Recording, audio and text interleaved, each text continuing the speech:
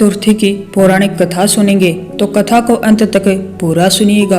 कथा के अनुसार एक बार भगवान शिव तथा माता पार्वती नर्मदा नदी के किनारे बैठे थे।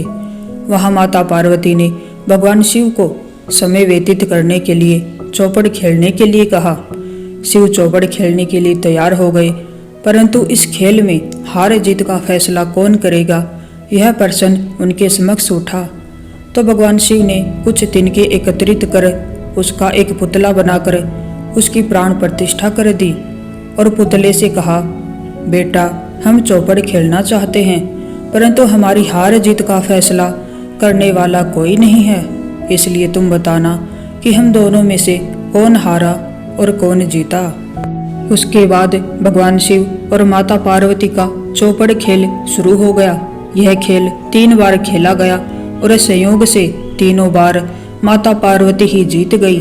खेल समाप्त होने के बाद बालक से हार जीत का फैसला करने के लिए कहा गया, तो उस बालक ने महादेव को विजयी बताया। यह सुनकर माता पार्वती क्रोधित हो गई और क्रोध में उन्होंने बालक को लंगड़ा होने, कीचड़ में पड़े रहने का श्राप दे दिया। बालक ने माता पार्वती से माफी मांगी और कहा कि यह मुझसे अज्ञानतावश हुआ है, मैंने किसी द्वेष भाव से ऐसा नहीं किया। बालक द्वारा क्षमा मांगने पर माता ने कहा, यहाँ गणेश पूजन के लिए नाग कन्याएं आएंगी, उनके कहे अनुसार तुम गणेश व्रत करो, ऐसा करने से तुम मुझे प्राप्त करोगे। यह कहकर माता पार्वती शिव के साथ कैलाश पर्वत पर चली गई। 1 वर्ष के बाद उस स्थान पर नाग कन्याएं आई। तब नाग कन्याओं से श्री गणेश के व्रत की विधि मालूम करने पर उस बालक ने 21 दिन लगातार गणेश जी का व्रत किया। उसकी श्रद्धा से गणेश जी प्रसन्न हुए। उन्होंने बालक को मनोवांछित फल मांगने के लिए कहा। उस पर बालक ने कहा, हे विनायक, मुझ में इतनी शक्ति दीजिए कि मैं अपने पैरों से चलकर अपने माता पिता के साथ कैलाश पर्वत पर पहुंच सकूं और वह ये देखकर प्रसन्न हो। तब बालक को वरदान देकर श्री गणेश अंतर्ध्यान हो गए। इसके बाद वह बालक कैलाश पर्वत पर पहुंच गया और कैलाश पर्वत पर पहुंचने की अपनी कथा उसने भगवान शिव को सुनाई। चौपड़ वाले दिन से माता पार्वती शिव जी से विमुख हो गई थी।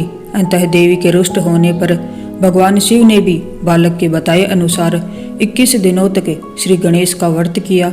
इस व्रत के प्रभाव से माता पार्वती के मन में भगवान शिव के लिए जो नाराजगी थी वह समाप्त हो गई। यह व्रत विधि भगवान शंकर ने माता पार्वती को बताई। यह सुनकर माता पार्वती के मन में भी अपने पुत्र कार्तिकेय से मिलने की इच्छा जागृत हुई। तब माता पार्वती ने भी 21 दिन तक श्री गणेश का व्रत किया तथा दुर्वा, फूल और लड्डुओं से गणेश जी का पूजन अर्चन किया। व्रत के 21वें दिन कार्तिकेय स्वयं माता पार्वती से आ मिले। उस दिन से श्री गणेश चतुर्थी का यह व्रत समस्त मनोकामनाओं की पूर्ति करने वाला व्रत माना जाता है। इस व्रत को करने से मनुष्य के सारे कष्ट दूर होकर मनुष्य को समस्त सुख सुविधाएं प्राप्त होती हैं। तो ये थी विनायक चतुर्थी की पौराणिक कथा। अगर आपको कथा अच्छी लगी हो तो वीडियो को लाइक कीजिएगा। आप सभी को राधे राधे।